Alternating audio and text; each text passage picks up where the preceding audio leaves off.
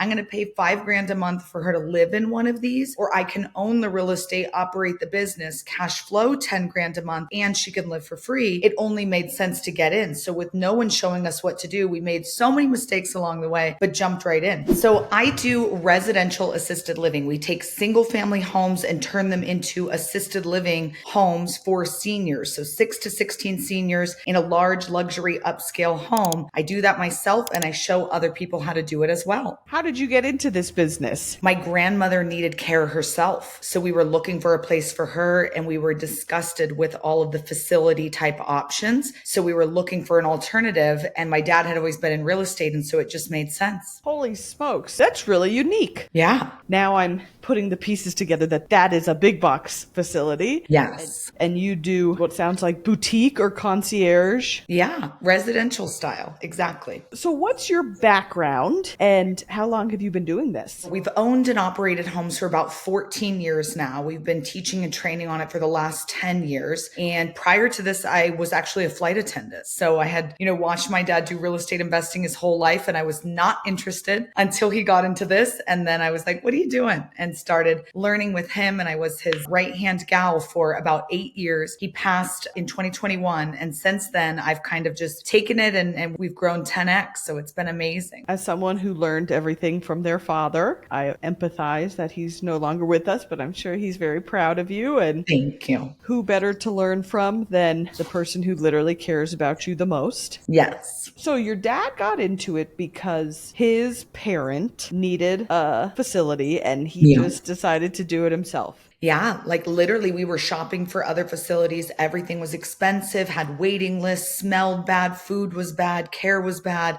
And we just started asking ourselves, like, is there no other option? Is there nothing else? And then we stumbled into residential assisted living and he was like, wait.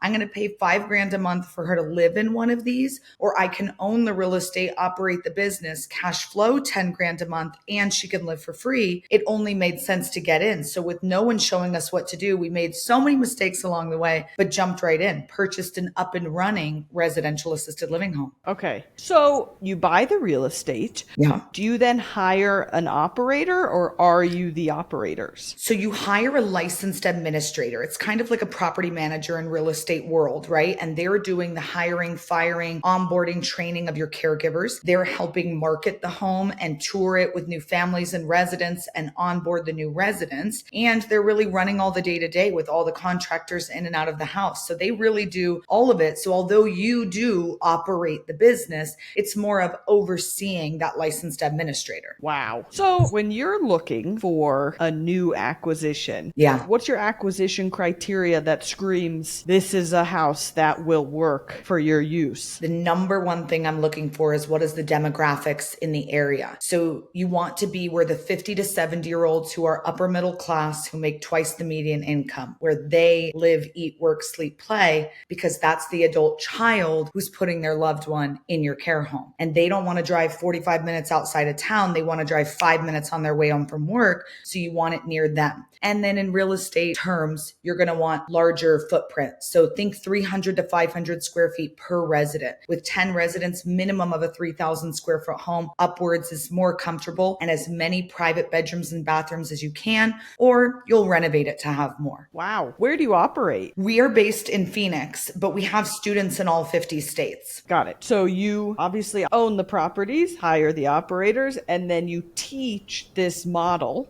across the country. Exactly. We actually have a lot of students in Colorado. One of our most successful students, he has 26 RALs there in Colorado, in Denver area. Okay, so what does RAL stand for the listeners? Residential Assisted Living. Got it. And so tell me a bit about your teaching program. Yeah, so we have an online training course as well as a live 3-day fast track in Phoenix where we're really showing people A to Z how to do this. We go through how to find the homes, fund the homes, fill the homes, what they need to do when they're touring new residents, how to market for new residents, what the day-to-day looks like, as well as getting that staffing secured as well. And then of course, funding, because many people don't want to use their own capital to get started with real estate investment. How do you fund these? Because these homes turn such a great profit, like they outperform every single family investment opportunity, it's actually quite easy for us to get funding because SBA 7A will not only cover the house, the reno, carrying costs, and business money, right? Like to keep you afloat for a minute. So SBA is fabulous for this. We also do a lot of syndication, private money, and occasionally hard money, but SBA and syndication and private money is really the way to go. It's really smart. Yeah, it's a lot of fun too, because you're making good money, but you're helping people in a really important time of life. And people feel a lot of emotions during this time. So you get to help really serve a population that needs you. I love our elders and I just empathize with them. And tell me about the trends in senior living, how they've evolved since you started in the business to now. You know, I think that there are so many more people getting into this business because of the baby boomers coming into the market. You know, right now it's still the silent generation, but we're just starting to see the boomers come in. And so that's double the amount as far as generation, right? 47 million silent generation, 76 million baby boomers. And we're currently 1.3 million assisted living beds short in our country today. They're only building about 50,000 beds per year. So this is a massive crisis that our country is going to be facing. Families are going to be facing.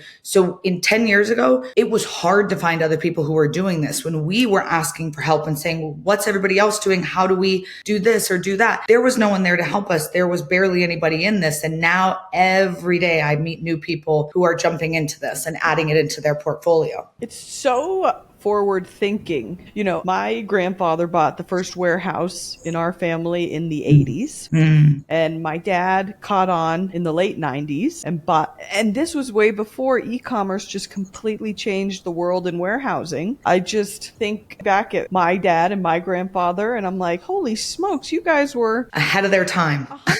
Like how? And it sounds like residential assisted living is like another frontier in commercial real estate that it's like, of course, like people are living longer. The baby boomers, there's so many more of them. Yeah. And supply and demand. Yes. You always want that on your side and you want to be looking ahead of the curve and getting in right now in something that you can build your brand, build your reputation. So when, you know, the time comes, you can package it up, sell out, or, you know, own the market because you have the longevity in the business. So that's probably a beautiful thing for you guys too, is you've been making money the whole way and it's only been increasing over time. And that's incredible. Hey, I didn't write the playbook or come up with the ideas. I'm just playing the game. So, yeah. You know, but it's cool and fun to learn from pros and people ahead of their time. Can you tell me what a construction project looks like in one of these properties when you buy it? There's really like 4 ways to get started. And one of them is a custom ground up build. So if you are in a state like a Texas and Illinois, Ohio, New Jersey, where you can have 16 residents in a home,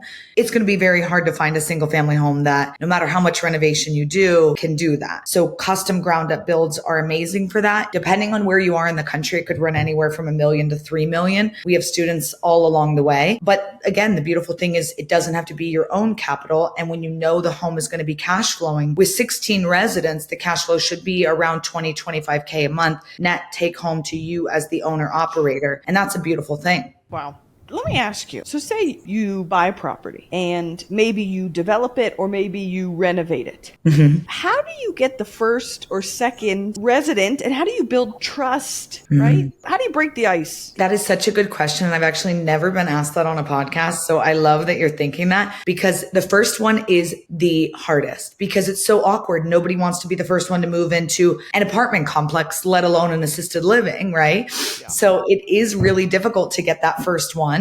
And truly the key is when you're doing that marketing, be marketing day one. Like the moment you break ground, the moment you start the reno, start marketing so that day one, you're not just having one person move in, you're having 3 or 4. So automatically they have people. If you wait and you're marketing later, then you will have that one person moving in alone and they're going to be really like uncomfortable for a minute, but also they're basically getting one-on-one care at a lower rate. So they're not mad on the care side. They're more like, when are friends coming? When am I going to be able to experience that side of this? I'm sure there's like a really beautiful community aspect to it. Like people become friends or Yes. maybe date. I'm like, They do definitely become friends. And it is end of life care. The average stay in a home is 3.5 years. So most of them are there until their end, right? Until they go to heaven or heaven, as I say. And that's okay. Like most people aren't moving into assisted living for fun. That's not why you go in. It's because you're no longer safe living at home alone. And there's no one that at home who can take care of you. So you need this assistance. You need this care. And so it really is something once you're there, you do want to be able to make friends with other people who are like you, who need that help. But, you're still a human at the end of the day. You still have social and emotional and spiritual needs, not just physical needs. aside from the in-room care, what other services do y'all provide? We do everything that you would get in a big box. So we have activities calendars, we've got senior yoga, pet therapy, we've got pools in the backyard or whatever the case is, depending on the home, of course. Not that they're always using it, but sometimes they do. Gardens, and we have music classes and really whatever they want. So lots of activities going on within the home. They get medication management as 3 meals a day, but if they want more, we don't care, right? It's their home. They can do whatever they want. And then of course the 24/7 care. So they're getting their laundry done. They're being physically helped, usually with toileting, showering, eating, brushing their hair, brushing their teeth. All those different things are what seniors need help with by the time they move in. Is it generally a more affordable option than a big box, or is it just a different avenue? It's quite similar, but the biggest difference is this. When you move a loved one into a big box, it's kind of like those big signs you drive by where they say homes that start in the 300s, right? And then when you actually get the home, it was 750K and you're like, what? It said homes start in the 300s, right? Yeah, they start there. That's what they do at the Brookdales, at the Sunrise, at the Atrium. They say, oh, it's 4K a month. And so you're like, wonderful. That fits in our budget. We'll sign up. And then they're like, oh, but mom wanted to eat 3 times a day, not 2 times. So that's an extra $1,000 a week. Oh, she ran out of diapers. So our diapers are $50 a diaper and she used 30 of them. And then boom, boom, boom, boom, boom. Now you get your bill at the end of the month and it's $8,000. And you're like, what happened? And they're like, oh, well, all these things are add-ons. So they really, a lot of times trick people coming in the door, and then they get those first bills. And 80% of our residents come from big boxes. That's how bad the experience is, that people are searching for other options. And you've probably driven by 1,000 RALs and never knew what they were because there's no big sign. It's just a residential home. And so we really have a hard time getting that marketing out there to say, hey, come over here. We're the better option. We're the Airbnb to the hotel. Wow, that's cool. So how can a real estate investor take advantage of the opportunity of the senior housing shortage and just longer lifespans in general? Yeah, I think in anyone who I talk to about this, I say, find out what speaks to you. If it is being an owner and operator of an RAL, amazing. Go that direction and we're happy to help guide you. But if that's not your cup of tea, find something that will aid the baby boomers over these next 20 years, because they've been driving our economy for the last 70 plus years and they're going to continue to drive it until they're not here. So when people say follow the money, we should change that. Follow the boomers, because they hold the wealth. They hold the real estate. So maybe it's you're buying up the homes that they're selling when they move into assisted living. Maybe you're getting into the diaper industry, the medical bed industry, the staffing industry, whatever the case is, do something that follows the money. I love that. I think it's so fascinating. I learned recently that, and you kind of touched on this, senior housing, they like to build it on major roads because seniors generally don't hear as well. So the sound doesn't bother them. And then they want to be in a convenient direction for their family and location so that it's easy to visit them. Absolutely. Location is everything. It's real estate at the end of the day. Very cool. I'm enamored by this. So I love what you're doing. Awesome.